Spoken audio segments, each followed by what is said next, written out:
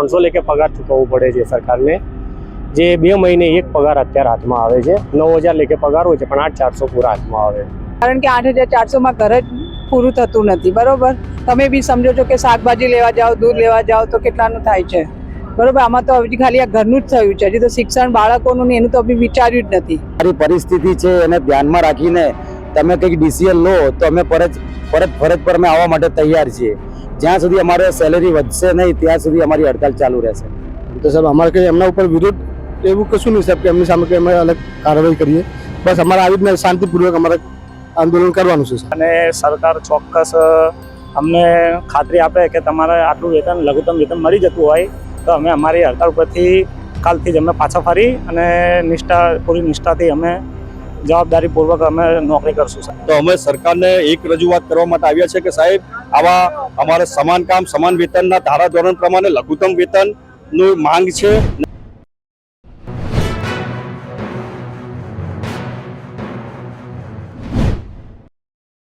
નમસ્કાર મિત્રો, હું છું ભરત પટેલ. તેજ નેત્રમાં આપનું સ્વાગત છે. હાલ આપણે છીએ અહીંયા રિવરફ્રન્ટ આગળ, જ્યાં ટીઆરબી જવાનો પોતાની માંગણીને લઈને આજે હડતાલ ઉપર ઉતર્યા છે. એ લોકોની માંગણીમાં તો આપણે એ લોકો પાસેથી જાણીશું શું છે એ લોકોની માંગણી. નમસ્કાર, તમારું સ્વાગત છે. શું નામ છે તમારું? મારું નામ છે રાકેશ કુમાર. રાકેશભાઈ, શું તમારી માંગણીને લઈને તમે આજે હડતાલ ઉપર ઉતર્યા છો? માંગણીનો મુદ્દો એક જ વસ્તુ છે કે 2006 થી માંડીને અત્યારે 2024 ચાલી રહી છે. જેમ જેમ જનરેશન બદલાતું જાય છે એમ પગાર વધારો થતો હોવાની શક્યતા વધારે રહેતી હોય છે, પણ એવું બની શક્યું નથી. 2018 કે 17-18 પછી અમારા 300 લેખે પગાર ચૂકવવો પડે છે સરકારને, જે 2 મહિને એક પગાર અત્યારે હાથમાં આવે છે. 9000 લેખે પગાર હોય છે પણ 8400 પૂરા હાથમાં આવે. આગળની રણનીતિ શું તમારી છે? આગળની રણનીતિ એટલી છે કે સાહેબે જેવા આંદોલન કર્યું છે તો વધુમાં અમારા પૂરતા ઓલ અમદાવાદ સ્ટાફના માણસો, મહેસાણા, વડોદરા, ગાંધીનગર, સુરત જે બી છે તમામ જિલ્લાઓના માણસો સહભાગી થાય, અમારા સપોર્ટમાં રહે. અમે બી એમના સપોર્ટમાં રહેવા માંગીએ છીએ કે પડતર માંગણીઓ અમારી પૂરી થાય. શું તંત્રને શું તમે રજૂઆત કરવા માંગો છો? રજૂઆત એટલે કે પગારનો મુદ્દો છે, અમારે ફેમિલી બેકગ્રાઉન્ડ છે, પીએફ છે, એસિક છે, મોંઘવારી ભથ્થું છે. એટલે અત્યારે હાલમાં મોંઘવારી 8400માં અમારે કશું પૂરું નથી થતું સાહેબ. કેટલી તમારી માંગણી કેટલી છે વધારાની? માંગણી મિનિમમ જે સરકારને યોગ્ય લાગે ઠીક છે, પણ સારું વિચારીને યોગ્ય કરે તો 15 થી 20 હજારની આસપાસનો અમારો માંગણીઓ છે સાહેબ. શું બેન, તમે શું કહેશો? હા સર, પગાર તો વધારે જોઈએ છે અમારે, કારણ કે 8400 ઘર જ પૂરું થતું નથી. બરોબર, તમે બી સમજો છો કે શાકભાજી લેવા જાઓ, દૂધ લેવા જાઓ તો કેટલાનું થાય છે. બરોબર, આમાં તો હજી ખાલી આ ઘરનું જ થયું છે, હજી તો શિક્ષણ બાળકોનું ને એનું તો બી વિચાર્યું જ નથી. હવે આટલા સમય અમે બી ભણેલા છીએ કે એવું ટ્રેનિંગ લઈને અહીંયા આવ્યા છીએ. બરોબર, તો અમને બી સમાન કામ સમાન વેતન મળવું જોઈએ. બસ અમારી એ જ સરકારને માંગ છે. તંત્રને તમે શું રજૂઆત કરશો બેન? બસ એ જ કરીએ કે અમારી જે માંગ છે એ પૂરી કરો તમે, અને અમે હડતાલ પરથી અમે કાલથી જોબ પર ચાલુ કરી જઈએ. આગામી દિવસોમાં તમારી માંગણી નહીં સ્વીકારવામાં આવે તો શું કરશો? અમે હડતાલ ચાલુ જ રાખીશું. શું કહેશો તમે આજે હડતાલને લઈને તમારી માંગણી પર? મારું નામ વિજય ભાવસાર છે. 2009 થી ટીઆરબીમાં ફરજ બજાવું છું. 8400 પર મંથ અમને સેલેરી આપવામાં આવે છે, એ પણ 1 મહિનાનો પગાર અમારો વેઇટિંગ પીરિયડ પર મૂકવામાં આવે છે. અમારા ઘરની પરિસ્થિતિ બહુ નબળી છે. સમાન કામ સમાન વેતનની અમારી ઈચ્છા છે. અમે પબ્લિક જોડે કે સરકાર જોડે ઘર્ષણ કરવા માંગતા નથી. અમારી માંગ સ્વીકારો એટલે અમે કાલથી જોબ પર હાજર થઈ જઈશું. અમારી માંગ સ્વીકારો.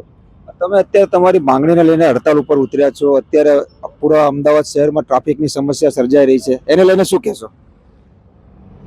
અમે તો ટ્રાફિક નિયમન કરવા માટે જ અમે અહીંયા ટીઆરબી તરીકે ફરજ પર હાજર છીએ, પણ અમારી પરિસ્થિતિ છે એને ધ્યાનમાં રાખીને તમે કંઈક ડિસિઝન લો તો અમે ફરજ પર અમે આવવા માટે તૈયાર છીએ.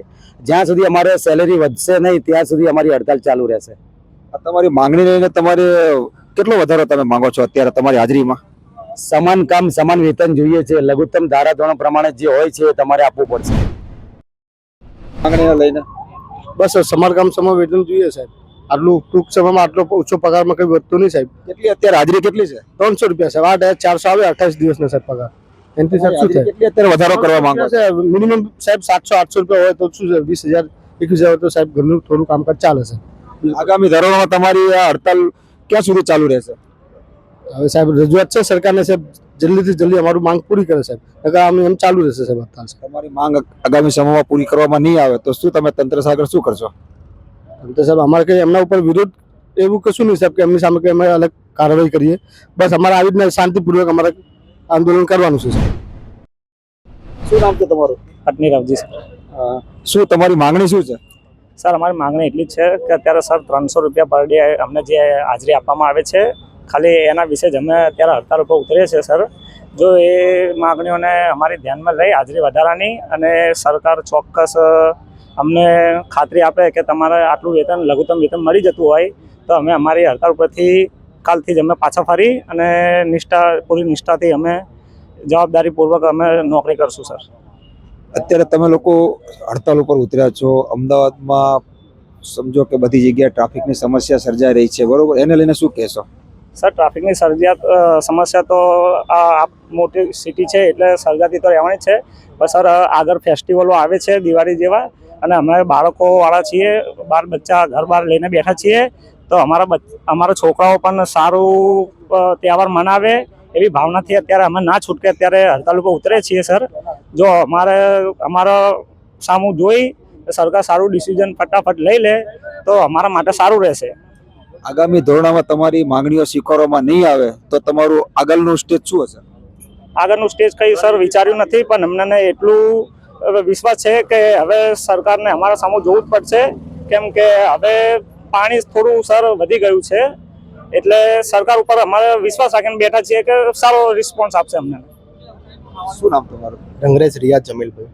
શું તમારી માંગણી શું છે સરકાર સામે? અમારી સાહેબ શરૂઆતથી જ્યારથી ટીઆરબી જવાનની ભરતી થઈ શરૂઆતથી 300 રૂપિયા અત્યારે માનદ વેતન ઉપર. કેટલા વર્ષથી તમે આમાં ટીઆરબીમાં નોકરી કરો છો? હું 2019થી કન્ટિન્યુ અત્યારે નોકરી કરું છું, પણ સાહેબ આ વેતનમાં નજીવા વેતનમાં નહીં ચાલતું. અત્યારે હાલ પૂરતું ગવર્મેન્ટ જ લઘુત્તમ વેતન નક્કી કરે છે. એ સરકાર અત્યારે હાલ સત્તામાં છે, પણ સરકાર જે પોતાનું લઘુત્તમ વેતન નક્કી કરેલું છે એ લઘુત્તમ વેતન અમને નહીં મળતું. તો અમે એ નક્કી કર્યું છે કે નોર્મલ સરકારે જે લઘુત્તમ વેતન નક્કી કર્યું એ તો અમને સરકાર ચૂકવે. અત્યારે તમારી 300 રૂપિયા હાજરી છે. તમે શું સરકાર સમક્ષ શું તમારી પગારની માંગણી કેટલી વધારાની કરી રહ્યા છો? સરકારે પોતે જે લઘુત્તમ વેતન નક્કી કર્યું હોય મેગા સિટીના હિસાબે એમને જે નક્કી કરેલું છે સાહેબ એના હિસાબે એ અમને પગાર આપી શકે, પણ આમ અત્યારે હાલ અમે નોર્મલ કે 500 રૂપિયા જેવું મળી રહે દૈનિક એની માંગણી કરી રહ્યા છે સાહેબ. શું તમારું નામ શું છે? મારું નામ પઠાણ અરબાજ ખાન છે. તમે અત્યારે હાલમાં ટીઆરબી જગ્યા કઈ જગ્યાએ તમારો નોકરી છે? મારા રહેવાનું આમ સરખેજ અને હું નોકરી કરું ઈસનપુર. મારા અપડાઉન 6 થી 7 કિલોમીટર થાય. આ 300 રૂપિયા અમને નહીં પોસાતું, કેમ કે અમે અત્યારે અભ્યાસક્રમ કરીએ છીએ. અત્યારે બીકોમ કમ્પ્લીટ કર્યું, એલએલબી કરવાનું છે, એટલે ભણવામાં ને નોકરી કરવામાં અમે આમાં નહીં કરી શકતા, કેમ કે 300 રૂપિયા અમારે આવવા જવાનું ખાલી પેટ્રોલનું 100 રૂપિયા થઈ જાય છે. 200 રૂપિયા અત્યારે મજૂરી કરવા જાય ને એને પણ 400-500 રૂપિયા મળી રહે છે. અમે તો 5 થી 6 વર્ષથી આ 300 રૂપિયામાં અમે નોકરી કરીએ છીએ અને અમારે અભ્યાસ બી કરવાનું હોય છે. તે અમારો બીજો જે ટાર્ગેટ છે એ અભ્યાસ કરીને આગળ વધવાનું, એના માટે અમે અહીંયા નોકરી કરીએ છીએ. નોકરી કરીને બી અમને નહીં પોસાતું, કેમ કે અમને 300 રૂપિયા નહીં પોસાતું. સરકાર એક નજર કરે અમારા પર અને થોડું ધ્યાન દોરીને અમારું જે કામ પ્રમાણે 8 કલાક જે અમે નોકરી કરી છે એ પ્રમાણે અમને પગાર આલે એવું નથી. સરકારને જે યોગ્ય લાગે, પણ જે 8 કલાક અમે પગાર આપે ને એ પ્રમાણે અમને પગાર જોઈએ. આજે તમે પગાર વધારાની માંગને લઈને હડતાલ પર જોડાણા છો અને તમારા ટીઆરબી બધા અત્યારે અહીંયા એકત્રિત થયેલા છે, તો શું તમારી કેટલી માંગણી છે સરકાર સમક્ષ? સાહેબ, આમાં ટીઆરબીની જે સંસ્થા ખોલવામાં આવી 2009થી કાર્યરત છે, છતાં પણ હવે નજીવા પગારમાં રોડ ઉપર 24 જે એમની ડ્યુટી છે 8 કલાકની જગ્યાએ 12 કલાક પણ કરી છે અને સતત સેવા બજાવી છે. છતાં પણ સરકારી કર્મચારીઓના પગારમાં વધારો થઈ રહ્યો છે, પછી લઘુત્તમ વેતનમાં વધારો થઈ રહ્યો છે, પણ આજ દિન સુધી અમારે ફક્ત ને ફક્ત 300, સૌ પ્રથમ તો 80 હતા, પછી વધતા આજ સુધી 300 થયા. 300 પછી હજી સરકારમાં અમે ઘણી વાર રજૂઆત કરતા કે હાલના મોંઘવારીના આવા સમયમાં કોઈ પણ પ્રકારનું ગુજરાન ના ચાલતા આજે 300માં કેવી રીતે, એટલે 8,400 કુલ મહિને મળતા હોય તો કેવી રીતે ગુજરાન ચલાવવું? આજે ગેસના બાટલાના 810 રૂપિયા તો છે. લાઇટ બિલ અત્યારે માની લો, ફ્રૂટ ફળફળાદીના પણ ભાવ વધી ગયા છે, તો આજે અમારે ખાવાનું કરવું કે પછી બાળકોને શિક્ષણનું કરવું કે પછી એમના મેડિકલનું કરવું, કે અમે અત્યારે કંઈક રોડ ઉપર અકસ્માત સર્જાય અમારો પોતાનો, તો સરકારમાં કોઈ અમને લાભ નથી. અમે 4 રસ્તા ઉપર ઊભા રહીએ છતાં પણ અમને કોઈ પણ પ્રકારનો એક્સિડન્ટ થાય તો અમને કોઈ પણ પ્રકારનો લાભ મળવામાં નથી આવતો. તો અમે સરકારને એક રજૂઆત કરવા માટે આવ્યા છે કે સાહેબ, આવા અમારે સમાન કામ સમાન વેતનના ધારાધોરણ પ્રમાણે લઘુત્તમ વેતન નું માંગ છે, ને જ્યાં સુધી અમારી માંગ પૂરી ના થાય ત્યાં સુધી અમદાવાદ જ નહીં પણ સમગ્ર ગુજરાતના ટીઆરબીઓ રોડ ઉપર નહીં જોવા મળે. અને ટ્રાફિકની સમસ્યાઓ ખબર છે કે ટીઆરબી સિવાય ટ્રાફિકની સમસ્યા કોઈ હલ કરી શકે એમ નહોતું. અને જ્યાં સુધી અમારી માંગો પૂરી નહીં થાય ત્યાં સુધી અમે સતત ને સતત હડતાળ ઉપર રહેશું. તમે તમારી માંગો પૂરી નહીં થાય તો આગામી દિવસોમાં તમે સરકારને શું સંદેશો આપશો? આગામી દિવસોમાં અમારી કોઈ હાલ રણનીતિ તૈયાર નથી, પણ આગામી દિવસોમાં જ્યાં સુધી સરકાર અમારી માંગણી નહીં કરે તો અમે પહેલા સરકારના પ્રતિનિધિ તરીકે અમે કલેક્ટર સાહેબશ્રીને આવેદન આપશો. સરકારમાં પણ અમે અગાઉ મુખ્યમંત્રી સાહેબને પણ પરિપત્ર આપ્યો છે, ગૃહમંત્રી સાહેબને પણ જાણ કરી છે, ડીજીપી સાહેબને પણ અમારી માંગણીઓની જાણ કરી છે, છતાં પણ કોઈ અમને યોગ્ય જવાબ આપ્યો નથી. આની પહેલા પણ પ્રકાશભાઈ વચ્ચે થોડાક ટાઈમ પહેલા ટીઆરબી જવાનો બધા રસ્તા પર ઉતર્યા હતા અને પગાર વધારાની માંગને લઈને લોકોએ આંદોલન કર્યું હતું. ત્યારે પણ સરકાર દ્વારા કહેવામાં આવ્યું હતું કે ભાઈ આગળ જતા તમારી માંગણીઓ સ્વીકારવામાં આવશે. એને લઈને શું કહેશો તમે? આગળ જે વખતે 6400 લોકોને એકદમથી રાતોરાત છૂટા કરવાનો આદેશ આપવામાં આવ્યો, ત્યારે એકદમથી ગુજરાતમાં જાણે આખું 6400નું ઘર ભડકે બળ્યા એવી પરિસ્થિતિ સર્જાઈ હતી. ત્યારે પણ રોડ ઉપર ટીઆરબીઓને આંદોલન કરવા માટે આવવું પડ્યું હતું.